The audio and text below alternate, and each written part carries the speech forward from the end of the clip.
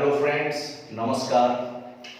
Friends, पिछले class में जैसा कि मैंने आपको टेंस के बारे में बताया था, पिछले क्लास में मैंने आपको बताया था कि हम कैसे सब्जेक्ट पहचान सकते हैं, वर्ब पहचान सकते हैं, ऑब्जेक्ट पहचान सकते हैं।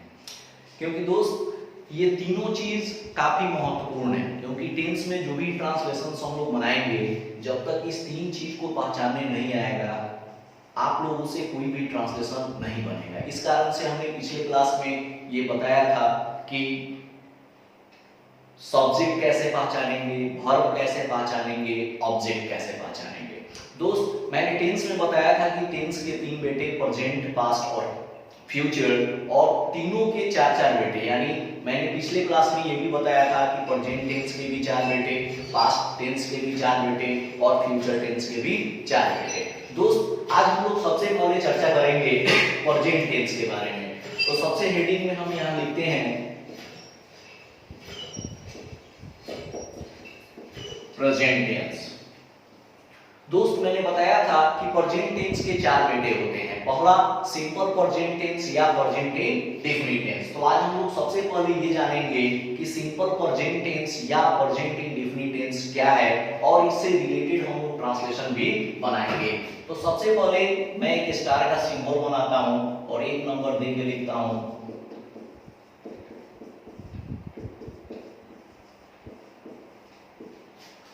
सिंपल प्रेजेंट टेंस या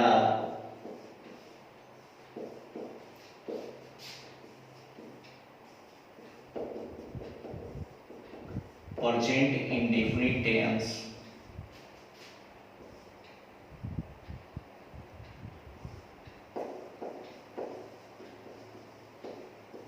पहचानने का नियम।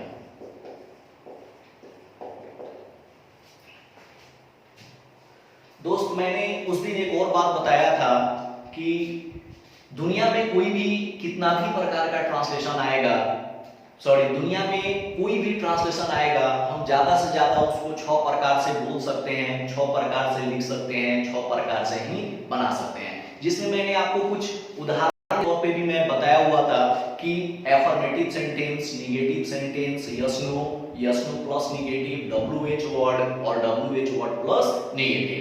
तो दोस्त, आज सबसे पहले हम लोग चर्चा करेंगे सिंपल प्रेजेंट टेंस या प्रेजेंट इंडेफिनिट टेंस पहचानने का नियम। यानी सबसे पहले पहचानेंगे, पहचानने के बाद तब फार्मूला का हम लोग यूज करेंगे। तो सबसे पहले इसका नियम जानते हैं।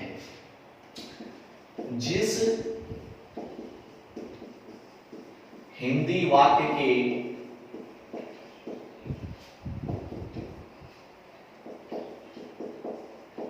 क्रिया के अंत में ता है, ती है, ते हैं, ता हूं, ती हूं, ते हूं,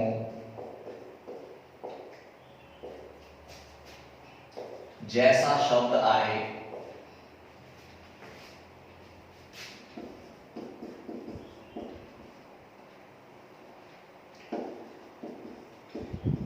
तो ऐसे वाक्यों को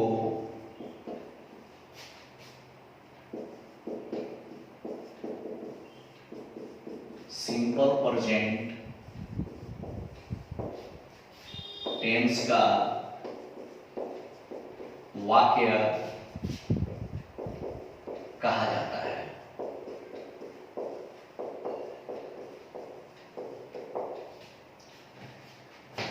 यानी मैंने पिछले क्लास में मैं बोला हुआ था कि प्रेजेंट टेंस के चार बेटे, ठीक है।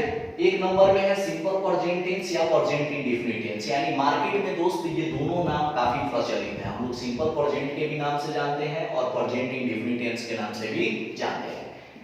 अगर सिंपल प्रेजेंट से रिलेटेड हम कोई भी ट्रांसलेशन बनाना चाहते हैं तो सबसे पहले चीज इसका पहचानने का तरीका पता करना पड़ेगा, क्योंकि जब तक पहचानने का तरीका नहीं मालूम होगा तब तक हम सही स्ट्रक्चर का प्रयोग नहीं कर सकते हैं।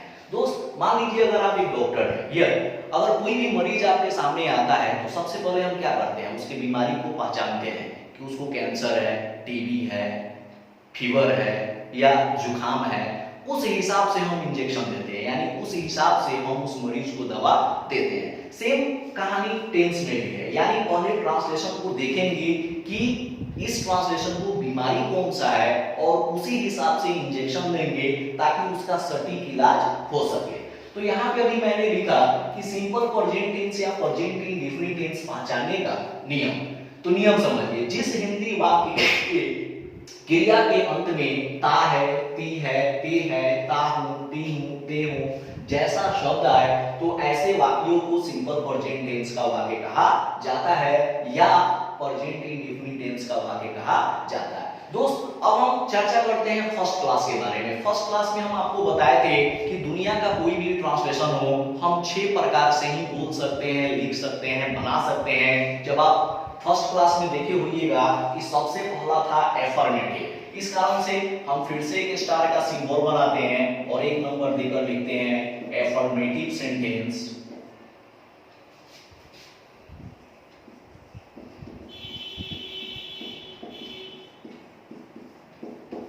सकारात्मक वाक्य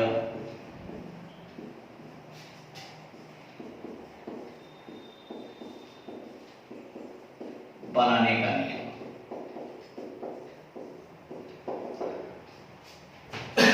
दोस्त, अभी हम आपके सामने 4 एग्जाम्पल देखते हैं। पहला, मैं क्रिकेट खेलता हूं।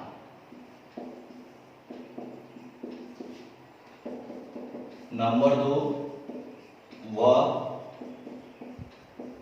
भोजन बनाती है।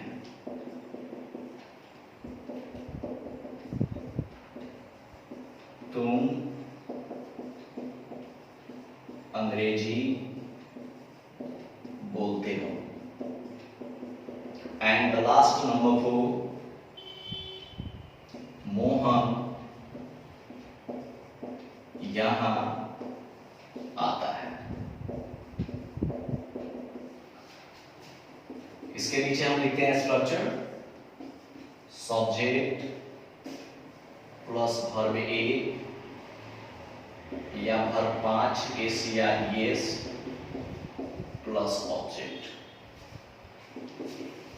दोस्तों, अब यहां पे हम एक चीज क्लियर करते हैं। अभी मैंने बताया सिंपल प्रेजेंट टेंस या प्रेजेंट इंडेफिनिट टेंस पहचानने का नियम के हिसाब से जिस हिंदी वाक्य के क्रिया के अंत में ता है, ती है, ते है, ता हूं, ती हूं, ते हूं जैसा शब्द आए तो ऐसे वाक्यों को सिंपल प्रेजेंट टेंस का वाक्य कहा जाता है। दोस्त, हमारे सामने अभी 4 मरीज है, यानी 4 पेशेंट्स हैं। अब चारों को देखेंगे कि चारों को पहले बीमारी क्या है और बीमारी क्लियर होने के बाद तब हम सही इंजेक्शन का प्रयोग करेंगे।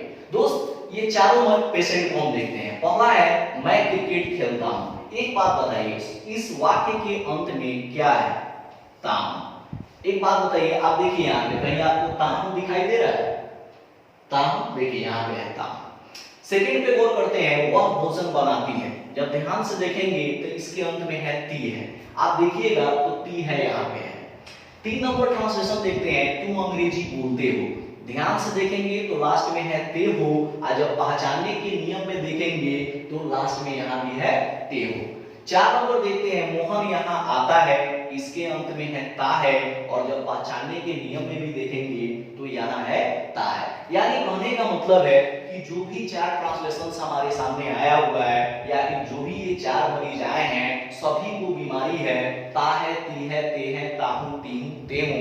यानी सिंपल प्रेजेंट का नियम कहता है कि इफ इन द लास्ट ता है, ते है, ती है, ताहू, तीहू, तेहू जैसा शब्द अगर आए तो ऐसे वाक्यों को सिंपल प्रेजेंट टेंस या प्रेजेंट इंडेफिनिट टेंस का वाक्य कहा जाता है। दोस्त, नियमानुसार ये चारों ट्रांसलेशन के अंत में भी ता है, ती है, ते है, ताहो जैसा शब्द अवेलेबल है। इस कारण से ये चारों सिंपल प्रेजेंट टेंस का वाक्य है और ये चारों एफर्मेटिव सेंटेंस यानी सकारात्मक वाक्य है। एफर्मेटिव के बाद हम लोग पढ़ेंगे नेगेटिव, नेगेटिव के बाद यस नो, यस नो के बाद यस नो प्लस नेगेटिव, उसके बाद WH word, and the last we have to study about WH word plus negative sentence.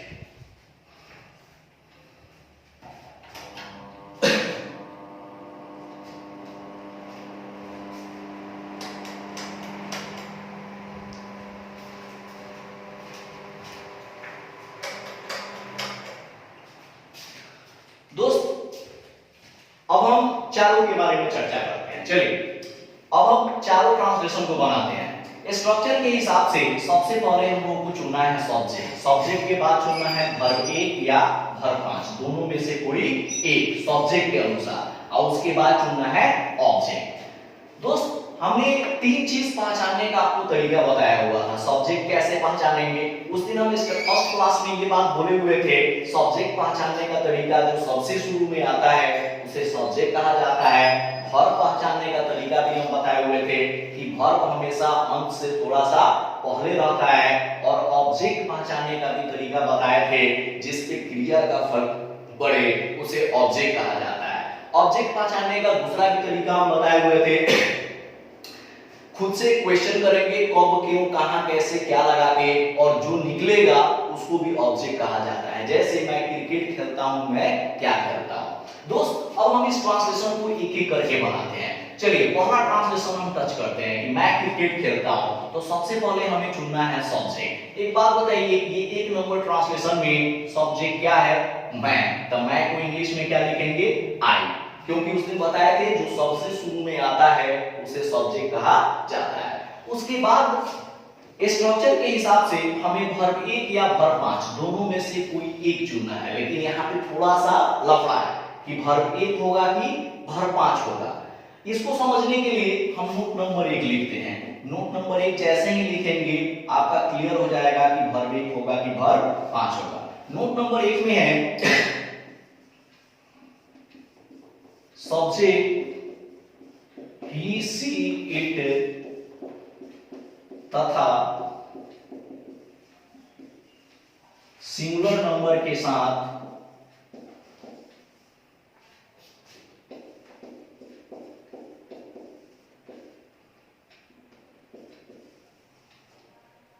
Verb 5 S या ईएस का प्रयोग किया जाता है।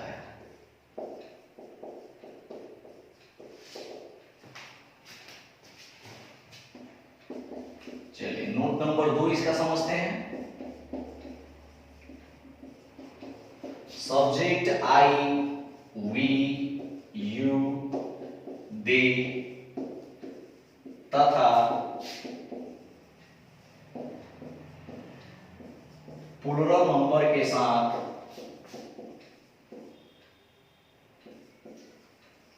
वर्ब 1 का प्रयोग किया जाता है।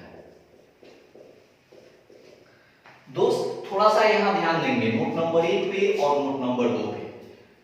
जब इस दोनों नोट को हम अच्छी तरह से समझ लेंगे तो फिर कहीं भी दिक्कत होने वाला नहीं है। चलिए नोट नंबर 1 के बारे में बात करते हैं। कह रहा है कि सब्जेक्ट ही, सी, इट तथा सिंगुलर नंबर के साथ वर्ब 1 का प्रयोग, वर्ब 5 एस या ईएस का प्रयोग किया जाता है।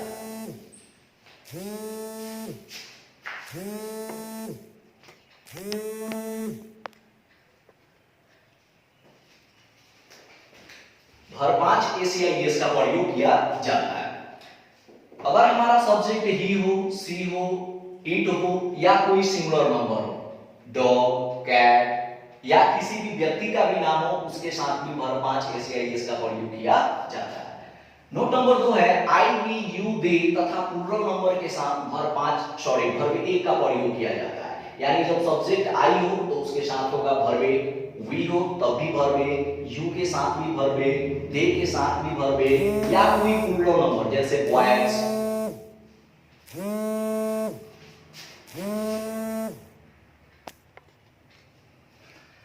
जैसे में बॉयज, कैट्स, गर्ल्स या एक से अधिक नाम उसको भी प्लूरल नंबर में रख के वर्ब 1 का प्रयोग करेंगे। दोस्त अब हम इस ट्रांसलेशन को बनाते हैं। जैसे एक में है कि मैं क्रिकेट खेलता हूं, तो सबसे पहले चुनेंगे सब्जेक्ट। एक बात बताइए इसमें सब्जेक्ट क्या है, सब्जेक्ट है मैं, तो मैं को इंग्लिश में आई।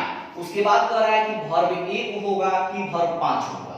अब बताइए आई सब्जेक्ट है तो आई के साथ में क्या होगा, आई के साथ में वर्ब 1 होगा, क्योंकि नोट नंबर 2 में क्लियर लिखा हुआ है कि आई, वी, यू, दे तथा प्लूरल नंबर के साथ वर्ब 1 का प्रयोग किया जाता है। तो वर्ब पहले पहचानेंगे वर्ब, तब वर्ब क्रिकेट है कि खेलना, क्योंकि वर्ब हमेशा अंत से थोड़ा सा पहले, तो इसमें क्रिकेट सॉरी वर्ब हो गया खेलना, तो खेलना को इंग्लिश में लिखेंगे प्ले। क्यों? क्योंकि आई के साथ वर्ब एक होता है।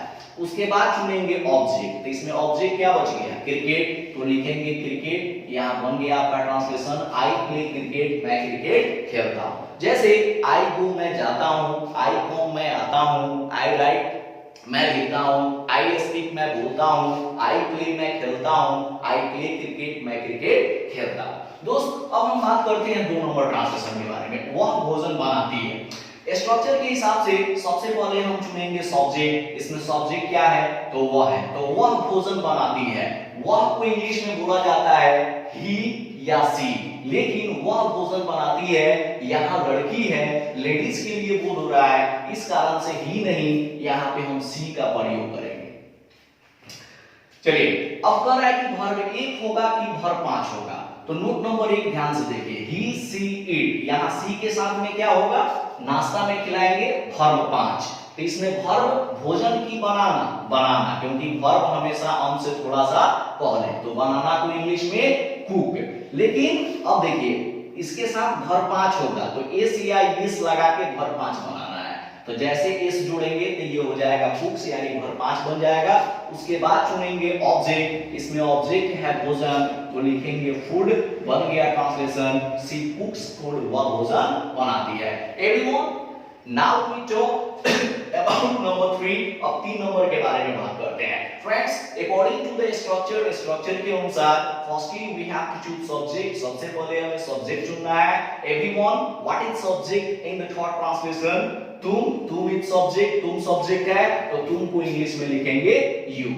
Friends according to the rule and regulation, नियमानुसार after subject we have to choose verb 1 या verb 5 according to the subject, यानी सब्जेक्ट के बाद हमें वर्ब 1 या वर्ब 5 का प्रयोग करना है according to the subject, subject के अनुसार। तो यहाँ पे सब्जेक्ट है यू, तो यू के साथ में क्या होगा?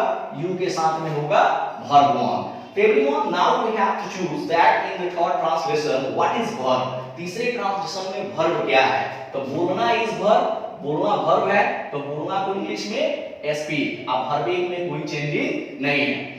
After verb we have to choose object, verb के बाद हमें ऑब्जेक्ट चुनना है, तो इसमें what is object in the third translation? अंग्रेजी, so we have to write English. This translation is complete. The third translation, तुम अंग्रेजी बोलते हो तो you speak English. Friends, now we talk translation number 4. Everyone, translation number 4 Mohan यहाँ आता है. If you want to solve number 4 translation, या if you want to solve this type of translations, then friends, firstly you have to care about a structure, because without a structure you can't solve this type of translations. Okay? So friends, now we discuss about translation number 4. Mohan यहाँ आता है. Friends, according to the structure, firstly we have to choose subject. What is subject in the 4th translation? Mohan. So firstly we have to write Mohan. Everyone you know that very well. Mohan, that's a name. And before some time I told that if any names will come, then we have to use verb 5, not verb 1. Okay? So friends, after subject we have to choose verb 1 या verb 5, यानी subject के बाद हमें verb 1 या 5 का प्रयोग करना है। तो what is verb in the last translation? आना, तो आना इन इंग्लिश कम, जब इसको हम वर्ब 5 में बदलेंगे तो ये हो जाएगा comes, and in the last we have to choose object. What is object? तो यहाँ in English where. This translation is also complete. The last translation will be Mohan यहाँ आता है, Mohan comes where. So friends, इस हिसाब से अगर कोई भी ट्रांसलेशन आता है तो हम आसानी से इस स्ट्रक्चर पे सॉल्व कर सकते हैं, लेकिन इससे पहले कि हमें पहचानने का तरीका जानना पड़ेगा।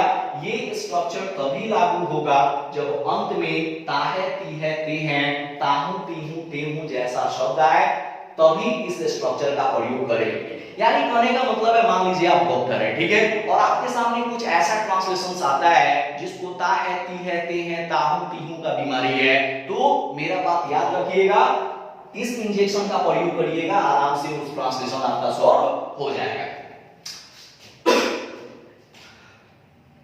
तो एवरीवन, ये आपका एफर्मेटिव सेंटेंस बनाने का नियम कंप्लीट हो गया है, यानी इस हिसाब से कोई भी ट्रांसलेशन आए तो इस स्ट्रक्चर के हिसाब से आप आसानी से बना सकते हैं। चलिए, इसके अलावा हम आपको एक्स्ट्रा में कुछ ट्रांसलेशन देते हैं। जैसे मान लीजिए हम आपको नया में देते हैं कि हम लोग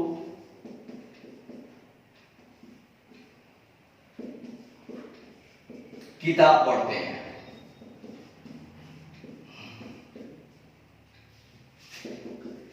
देखिए ध्यान से देखेंगे तो इसके अंत में क्या है, ते है, ठीक है। यानी निश्चित रूप से ये भी सिंपल प्रेजेंट का वाक्य है। इस स्ट्रक्चर को फॉलो करेंगे। सबसे पहले चुनेंगे सब्जेक्ट। इसमें सब्जेक्ट क्या है, हम लोग। तो हम लोग को इंग्लिश में वी। उसके बाद कह रहा है कि वी के साथ वर्ब एक होगा कि वर्ब पांच होगा। एक बात बताइए, नोट नंबर 2 में है कि आई वी यू दे, तो यहाँ वी के साथ में क्या होगा, वर्ब एक होगा। तो पहले वर्ब देखेंगे। तो इसमें हम लोग किताब पढ़ते हैं, इसमें वर्ब क्या है, पढ़ना। तो पढ़ना को अंग्रेजी में रीड, क्योंकि वर्ब हमेशा हम से थोड़ा सा पहले। उसके बाद चुनना है ऑब्जेक्ट। इसमें ऑब्जेक्ट क्या बच गया, किताब। तो यहाँ लिखेंगे books.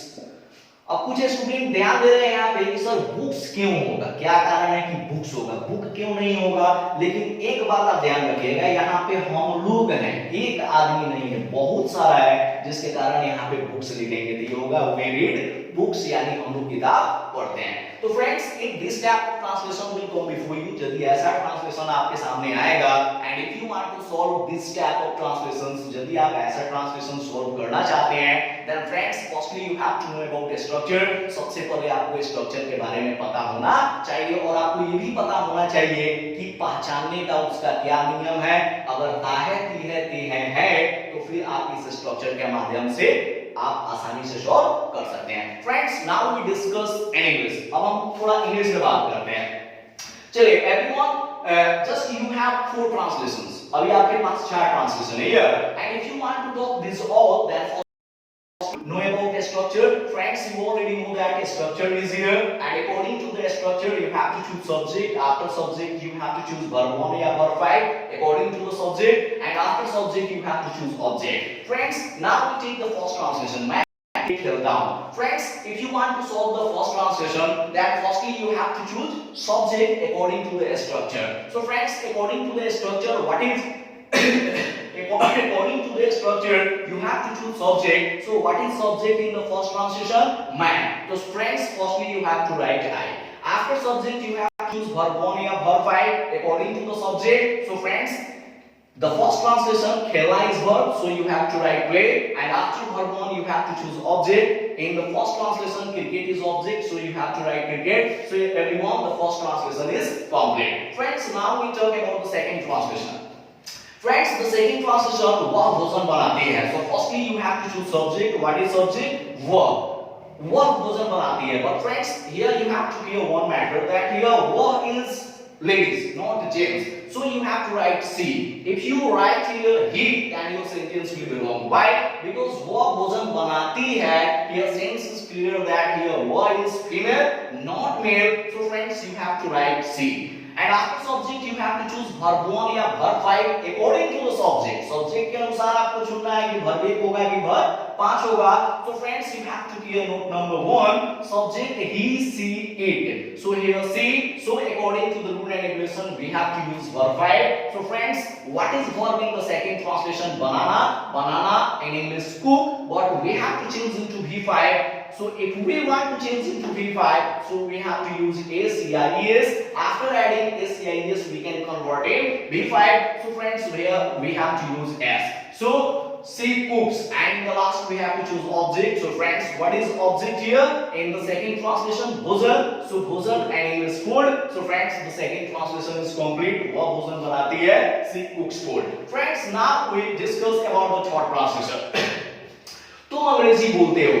Friends, if you want to change the third translation, here also a structure is very necessary, because in the last te ho is available, and you just clear that here also ta hai, te hai, ti hai, ta hu, ti hu, te hu. So friends, this is clear that the third translation belongs to simple present tense या present indefinite tense. So friends, the structure of simple present tense या present indefinite tense, subject plus verb 1 या verb 5 SCIS plus subject. So friends, according to the structure we have to choose subject. In the third translation, to means subject, so to in English you, and after subject we have to use verb 1 या verb 5 according to the subject. So friends, here you with subject, so we have to use verb 1. So in the third translation, बोलना is verb 1, sorry, बोलना is verb, so बोलना in English speak, and in the last we have to choose object. So friends, in the third translation, अंग्रेजी is object, so अंग्रेजी in English अंग्रेजी in English. So friends, here the third translation is complete. तुम अंग्रेजी बोलते हो, you speak English. Friends, now we talk about the last translation.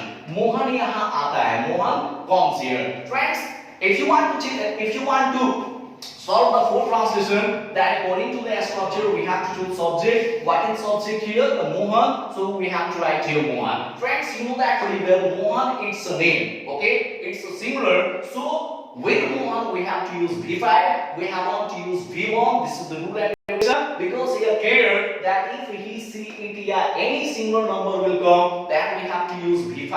Yes या yes. And if I, we, you, they या any plural number will come, then we have to use V1. So friends, this is the rule and regulation. So here Mohan यहाँ आता है. Firstly we have to choose Mohan.